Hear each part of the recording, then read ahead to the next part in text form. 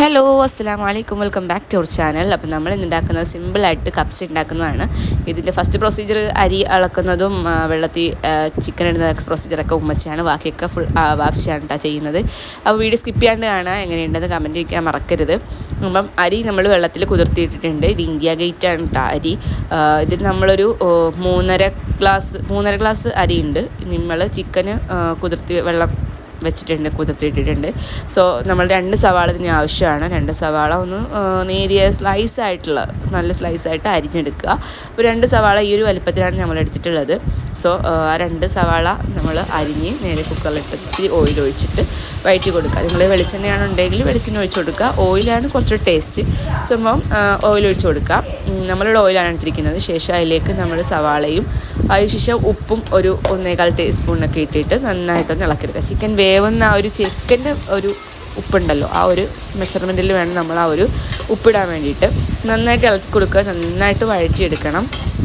ശേഷം നമ്മളിതിലേക്ക് 2 തക്കാളി അരിഞ്ഞിട്ടുണ്ട്. ചെറിയൊരു വലുപ്പത്തിലാണ് അരിഞ്ഞിരിക്കുന്നത്. അങ്ങനെയൊന്ന് കട്ട് ചെയ്ത് അതും നന്നായിട്ടൊന്ന് അതിലേക്ക് മിക്സ് ചെയ്ത് കൊടുക്കുക. അതിന് നമ്മൾ നന്നായിട്ട് മിക്സ് ചെയ്ത് കൊടുക്കണം, കാരണം നന്നായിട്ട് നല്ല വെന്ത് പരുവമാവണം. ചിക്കനിൽ ഈ ഉപ്പും പുളിയൊക്കെ പിടിച്ചിരിക്കണം. അതിന് വേണ്ടിയിട്ടാണ് നമ്മളിങ്ങനെ അരിയുന്നത്. നിങ്ങൾക്ക് എങ്ങനെ വേണമെങ്കിലും കട്ട് ചെയ്തിടാം.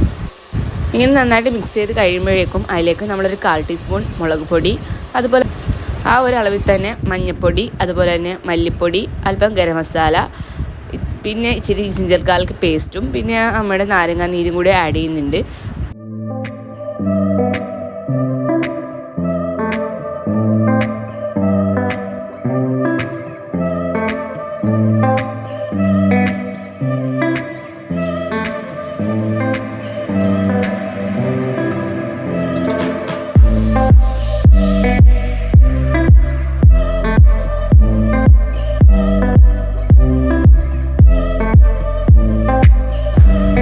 ഇട്ട ശേഷം നന്നായിട്ട് മിക്സ് ചെയ്ത് കൊടുക്കുക. അടി പിടിക്കാനുള്ള സാധ്യതയുണ്ട്. സോ ഓയിൽ കൂടുതലുണ്ടെങ്കിൽ നിങ്ങൾ അത് നോക്കണ്ട.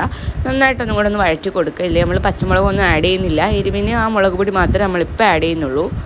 നിങ്ങളുടെ കയ്യിൽ കുരുമുളക് പൊടി ഉണ്ടെങ്കിൽ അതുകൂടെ കുറച്ച് ആഡ് ചെയ്ത് കൊടുക്കാം കേട്ടോ.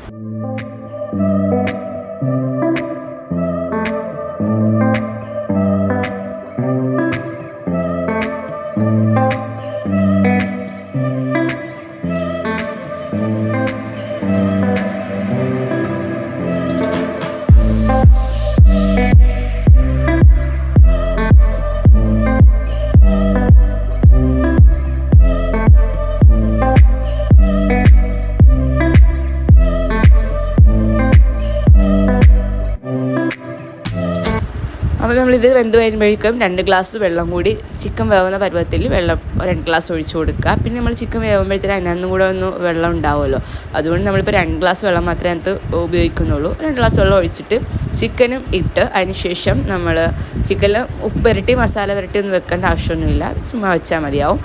അങ്ങനെ നമ്മൾ കഴുകി വെച്ച ചിക്കനും കൂടി ആഡ് ചെയ്ത് ഒരു നാരങ്ങ നീരും കൂടെ പിഴിഞ്ഞ് അതിലേക്ക് ഒഴിച്ചിട്ട് അടച്ചു വെച്ച് വേവിക്കാവുന്നതാണ് കേട്ടോ.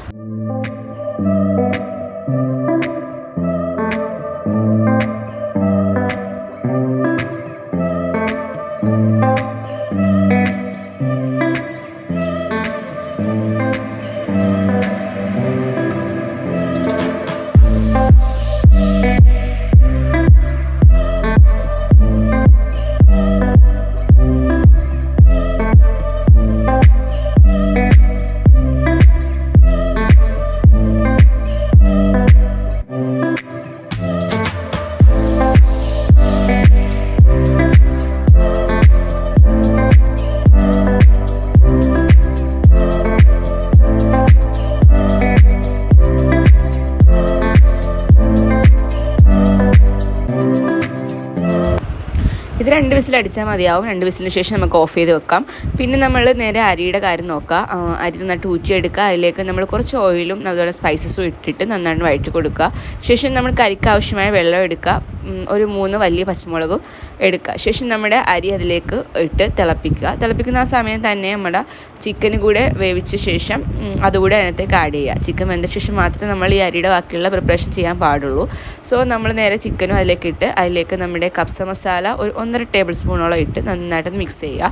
നന്നായിട്ട് മിക്സ് ചെയ്ത് ഉപ്പൊക്കെ പാകമാണോ നോക്കുക. ശേഷം അരിക്ക് വേണ്ട ഉപ്പ് കൂടെ നമ്മൾ നേരത്തെ ആഡ് ചെയ്ത് കൊടുക്കേണ്ടതുണ്ട്. ഒരു റൈസ് ഉണ്ടാക്കാൻ പറ്റിയത് ഈ കപ്സ് തന്നെയാണ് കേട്ടോ. ഈ 1.5 ടേബിൾ സ്പൂണോളം കപ്സ് മസാല മാത്രമല്ലേ ആഡ് ചെയ്യുന്നുള്ളൂ, വേറെ ഒരു കാര്യങ്ങളും ഇതിലില്ല. നമുക്ക് നല്ല ടേസ്റ്റി ആയിട്ട് പെട്ടെന്ന് ഉണ്ടാക്കാൻ പറ്റിയ ഒരു റൈസാണ്. എല്ലാവരും പ്രിപ്പയർ ചെയ്ത് നോക്കണം, എന്നിട്ട് ഫീഡ്ബാക്ക് അറിയിക്കാൻ മറക്കണ്ട. ചാനൽ ഇഷ്ടമെങ്കിൽ സബ്സ്ക്രൈബ് ചെയ്യാനും മറക്കണ്ട.